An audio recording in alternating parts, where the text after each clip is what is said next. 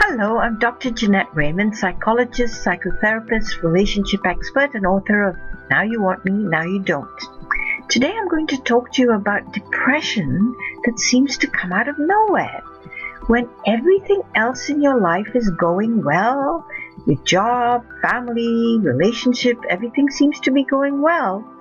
But all of a sudden, you feel lethargic, you don't want to do anything, you're kind of sad, you're irritable, your appetite changes, your sleep patterns are disrupted, you can't concentrate, you can't make decisions, you're kind of, all of a sudden you're in this depressed state and you just don't know why. It's bothering you of how you came to be this way. You didn't lose anyone, nobody died, nothing bad happened. What's going on? So I find that a lot of my patients come to me with this problem. And I'll tell you a secret. They are having an experience of losing a very, very special, important wish that they've had since the earliest times they can remember. And that's what they're depressed about.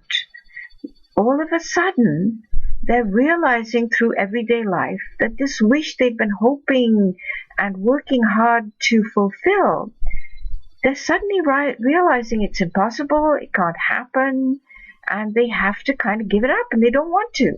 So the depression acts as kind of a break, a holding space, a place where you can kind of be on hold for a while, so that you can deal with this terrible sense of, oh my God, I have to give this up, and I don't want to. So let me give you a couple of examples. I had a patient who had always wished to have a family where when they celebrated birthdays, anniversaries, Memorial Day, Christmas, New Year, that they would all be nice to each other, they'd be kind, they'd be encouraging, they would be complimentary, they would enjoy each other and be generous. And as those moments approached, he realized that he could not get family members, whether they were immediate family in terms of his wife and kids, or his sister, or his parents, cousins, uncles, aunts, and so on. They didn't seem to want to suddenly change into these paragons of virtue that he had in his imagination, and he'd get very upset about it. But he never gave up hope. He kept wishing that next time, maybe if I do this, then they'll be nice. Maybe if I'll do that, then maybe they will be less confrontational. He was trying every which way to get them to be this fantasy image of a loving, magical family who were always polite and nice and kind, and that they didn't have bad feelings. They didn't have feelings of jealousy and hate and envy and vindictiveness and so on. And he would literally try to make sure that it happened. Of course, it didn't. And one time, it was for his birthday, one birthday. He was hoping that his family would get together and celebrate without bringing all their baggage in there. And, what so-and-so said this time, or what they should do, or how they should be with each other, or who had the most power, who had the best gift, and all that sort of thing. And it just all completely fell to bits. Everybody was their usual selves, playing competitively, dissing each other, moaning and complaining, and bringing up family feuds and all that sort of thing. He was so bitterly disappointed that he went into a depression. He didn't want to get up. He didn't want to be with this family. He had trouble sleeping. He was irritable. He started smoking a lot, which he had given up on. He didn't feel like eating. He wanted to play very sad music. He had trouble, with lower back pain and headaches. And he just wanted to go into a dark room and just be there with his music and his dog and not answer the door. But eventually he did come and talk to me, and he was able to let me help him see that it was this wish of his that he'd finally had to kind of let go of, and realize it was not going to happen no matter how hard he wanted it, tried to make it come true, no matter how deep the wish, no matter how much he wanted it, he could not magically make it happen, and he couldn't manipulate everybody to make it happen for him. And so it was a massive, massive, massive loss. It was like he was hemorrhaging and hemorrhaging and hemorrhaging inside him, that he was going to disappear. That's how it felt. So he had to go into a depressed state in order to protect himself from this hemorrhaging, because then he didn't even recognize himself. So the hemorrhaging began to stop. We staunched the wound. And in that space, we carved out a new way in which he could build himself again, with wholesome pieces, with reality, not just fantasy, and deal with this conflict he was engaging in, that I wanted to happen, but will it, won't it? Have I done enough? And all that sort of thing. And finally put the conflict to rest. It took a long time, but without that depression, he wouldn't have been motivated to do it. So that's why his depression came out of the blue, to give him that time and space, to put him in that holding pattern where he could work with me, not just take pills to numb it, or use alcohol to numb it, or eat to numb it, or cry himself to sleep every night and alienate himself from family who were able to nurture him, but not quite in the way that he wanted. He basically had to realize that they were there for him, but they couldn't turn off all the parts of him that he felt uncomfortable about. In the same way as he couldn't turn off parts of him that were angry about his inability to make life the way he wanted it to be, to have this wish fulfilled.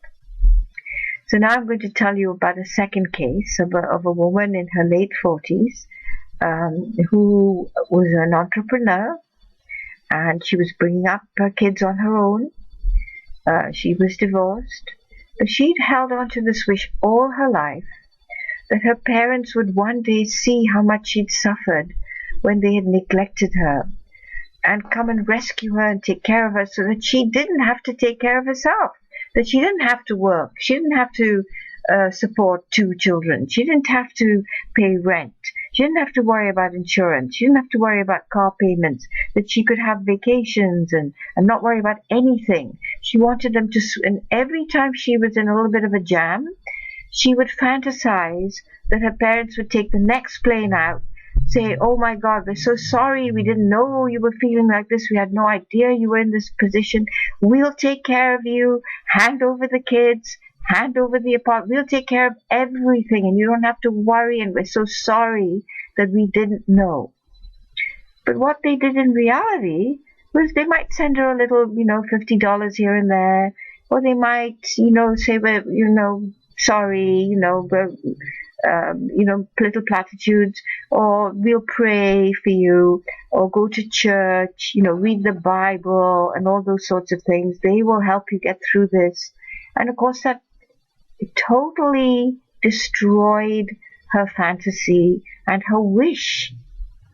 And one day, when she realized all of a sudden that they were not going to see the pain and suffering she was in, when her son became ill, and she wished they would come and help her to take care of him.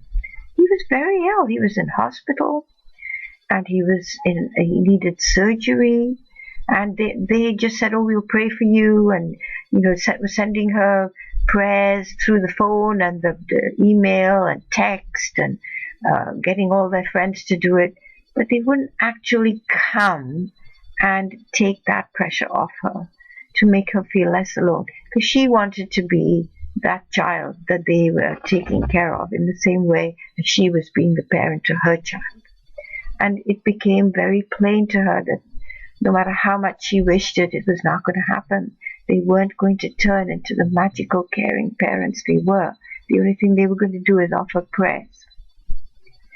And it put her in a depression.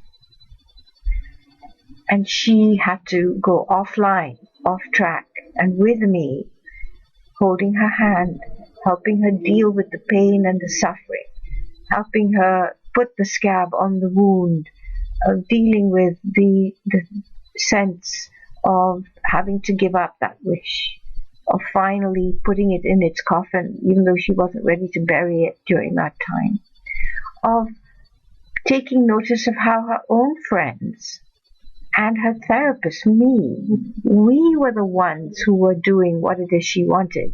But it wasn't something she could receive, because to her, it had to be her parents in her wish.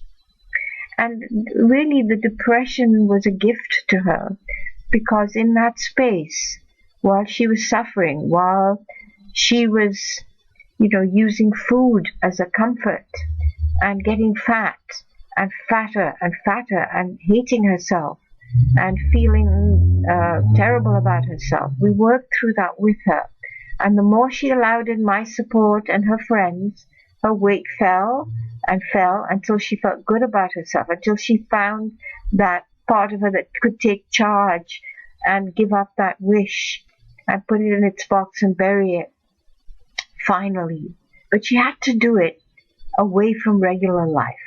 And that's what the depression allowed her to do, while letting me in and her friends in slowly, slowly, slowly, so that while she gave up the wish, she took in all this friends' love, my support, my insights, my ability to help her put all those pieces back together in a way that was wholesome.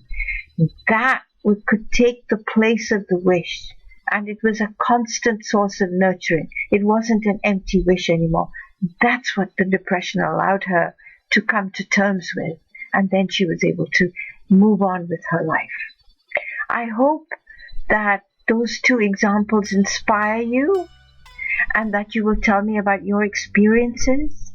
And no matter where you live in the world, if you'd like me to be the one to help you, go to my website and send me an email, and I'll be happy to connect with you. I look forward to hearing from you.